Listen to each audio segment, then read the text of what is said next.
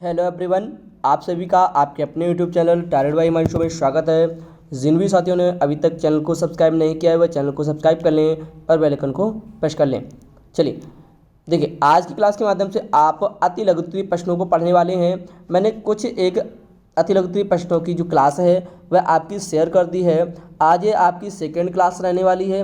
इस क्लास के माध्यम से आप लगभग 20 से 30 क्वेश्चन को करने वाले हैं, जो कि आपके परीक्षा के लिए बहुत ही महत्वपूर्ण है परीक्षा के दृष्टिकोण से, क्योंकि एक एक प्रश्न आपका बहुत ही महत्वपूर्ण है। इसलिए क्योंकि 1 नंबर का आपका प्रश्न बनता है, अगर आपने 1 नंबर का प्रश्न को गलत कर दिया तो आपका 1 नंबर कट जाएगा, क्योंकि लगभग 6 प्रश्न आपके पूछे जाते हैं अति लघुत्तरीय प्रश्नों में, तो 6 नंबर के आपके होते हैं, है ना। तो आपको एक एक प्रश्नों को अच्छी तरीके से पढ़ना है और किस तरह से आपको आंसर देना है ये आपको ध्यान देना है। देखिए, यहाँ तक कल की कक्षा में आपने प्रश्न पढ़ लीजिए, है ना। यहाँ तक आपने प्रश्न को पढ़ा था कल की कक्षा में, है ना। एक बार दोबारा से ट्राई कर लेते हैं, दोबारा से पढ़ लेते हैं। देखिए, प्रश्न है धेनों का विभक्ति और वचन क्या है। आपको इस तरह से प्रश्न दिया होगा आपकी प्रश्न पत्र में, तो आपको आंसर लिखना है उत्तर डाल के कि धेनों का विभक्ति और वचन जो है ना, तो आपको लिखना है सप्तमी विभक्ति और एक वचन है। बस इतना ही आंसर लिखना है और आपको 1 नंबर प्राप्त हो जाएगा। इसका दूसरा प्रश्न देखिए, गुरुवे किसी विभक्ति एवं वचन का रूप है। तो गुरुवे जो है वह चतुर्थी विभक्ति और एक वचन का रूप है। ठीक है, चलिए आज के प्रश्नों को देखते हैं। देखिए, पहला प्रश्न है आज की क्लास का कि पितृ शब्द का षष्ठी विभक्ति एक वचन का रूप है।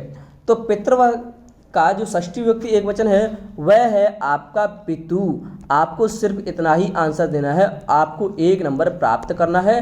टाइम भी आपका बचेगा और आंसर भी आपने दे दिया और आपको 1 नंबर प्राप्त भी हो गया। दूसरा प्रश्न है राज्य किस विभक्ति एवं वचन का रूप है। तो राज्य जो है वह आपका षष्ठी विभक्ति और बहुवचन का रूप है। इसके बाद प्रश्न आपका अगला है भगवान किस विभक्ति का एवं वचन का रूप है। भगवान ईश्वर जो कि हमारे प्रभु हैं, इनको भगवान हम मानते हैं, वह आपके किसमें है बताइए। प्रथमा विभक्ति एक वचन, प्रथमा विभक्ति एक वचन में आपका रूप है भगवान। प्रश्न है अगला आपके सामने स्क्रीन पर, देखिए पूछा है क्रिया किसे कहते हैं। तो जिस शब्द के द्वारा किसी कार्य के होने या करने का पता चले उसे क्या कहते हैं, क्रिया कहते हैं। जैसे कि आप इस कक्षा को पढ़ रहे हैं, तो ये क्या है, आपकी क्रिया है। आप क्या कर रहे हैं, आप पढ़ रहे हैं, तो ये क्या है, आपकी पढ़ना क्या है, आपकी क्रिया है। उसे क्या कहते हैं, क्रिया कहते हैं। जिस शब्द के द्वारा किसी कार्य के होने या करने का पता चले उसे क्या कहते हैं, क्रिया कहते हैं। इसके बाद में दूसरा प्रश्न है अगला, धातु किसे कहते हैं। क्रियाएं जिन मूल शब्दों से प्रत्यय जोड़कर बनाई जाएं, जिनमें प्रत्यय जुड़ता है वह क्या होती हैं। जिन मूल शब्दों से धातु जोड़कर बनते हैं उन्हें क्या कहते हैं, धातु कहते हैं। क्या कहते हैं, धातु कहते हैं। प्रत्यय जोड़कर जो बनाई जाती हैं वह क्या होती हैं, धातु होती हैं। प्रश्न है भू धातु लोट लकार प्रथम पुरुष बहुवचन का क्या होगा। यानी कि लोट लकार प्रथम पुरुष में बहुवचन क्या होगा। तो भू धातु में प्रथम पुरुष में बहुवचन होगा आपका भवन्तु। क्या होगा, भवन्तु। प्रश्न है अस धातु लिट लकार प्रथम पुरुष एक वचन क्या होगा। तो अस धातु लिट लकार प्रथम पुरुष एक वचन में होगा आपका भविष्यति। क्या होगा, भविष्यति। प्रश्न है अगला, गम धातु विधिलिंग लकार का उत्तम पुरुष एक वचन क्या होगा। तो गम धातु का विधिलिंग लकार का उत्तम पुरुष एक वचन होगा आपका गच्छेमा। आपको सिर्फ इतना ही आंसर देना है, आपको 1 नंबर प्राप्त हो जाएगा, आप महारथी हो जाएंगे। प्रश्न है आपका पट धातु के विधिलिंग लकार का मध्यम पुरुष एक वचन का रूप लिखिए। तो होगा आपका पठे। क्या होगा? पठे। प्रश्न है पीताम्बरा में कौन सा समास है?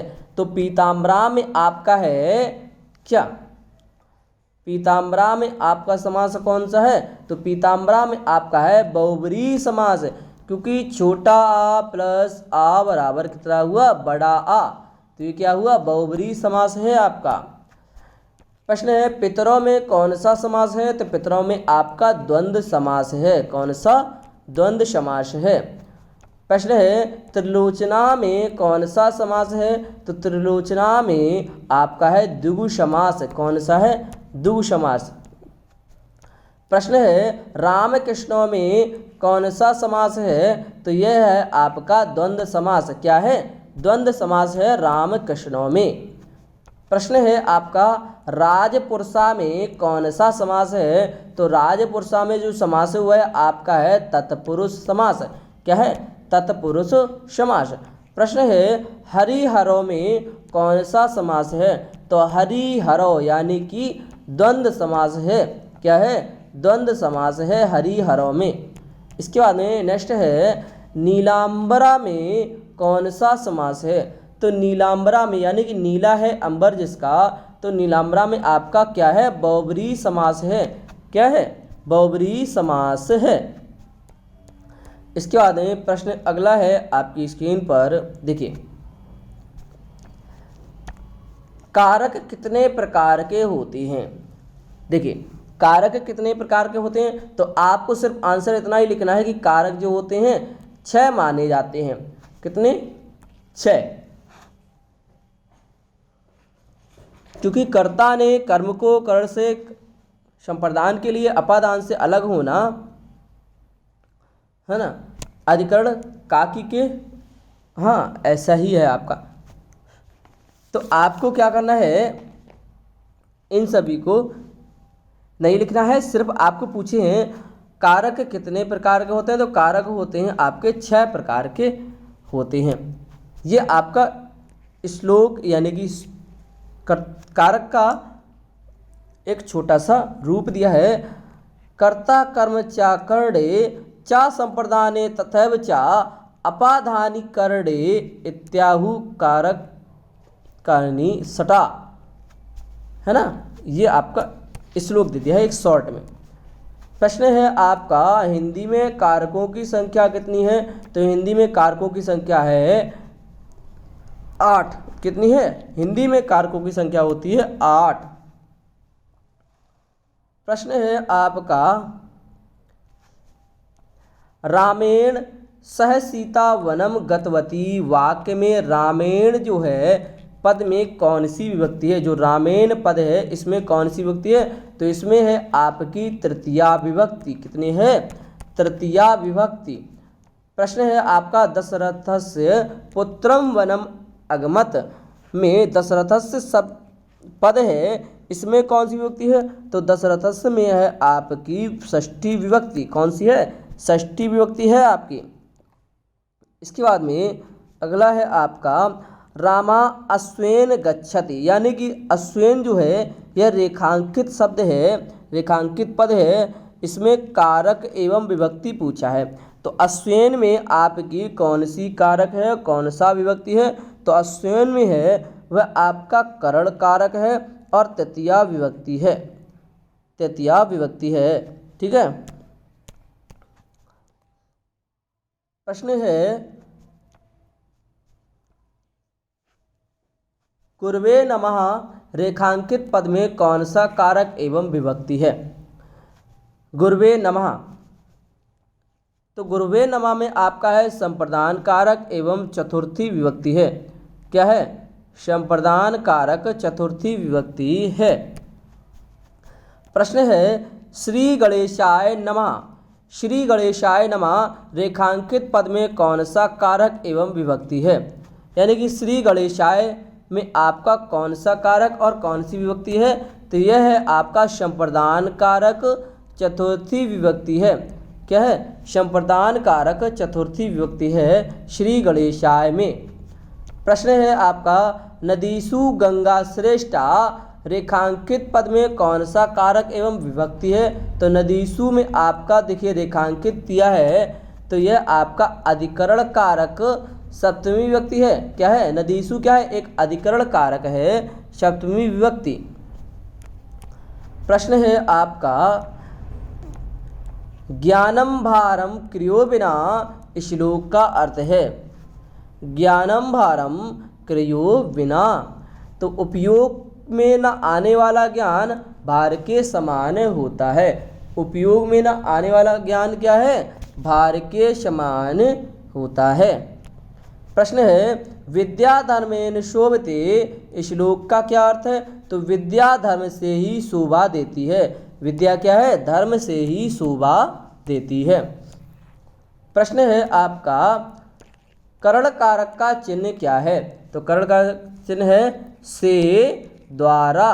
क्या है? से द्वारा। प्रश्न है अधिकरण कारक का चिन्ह क्या है? तो अधिकरण कारक का चिन्ह है से यानी कि अलग होना। प्रश्न है आपका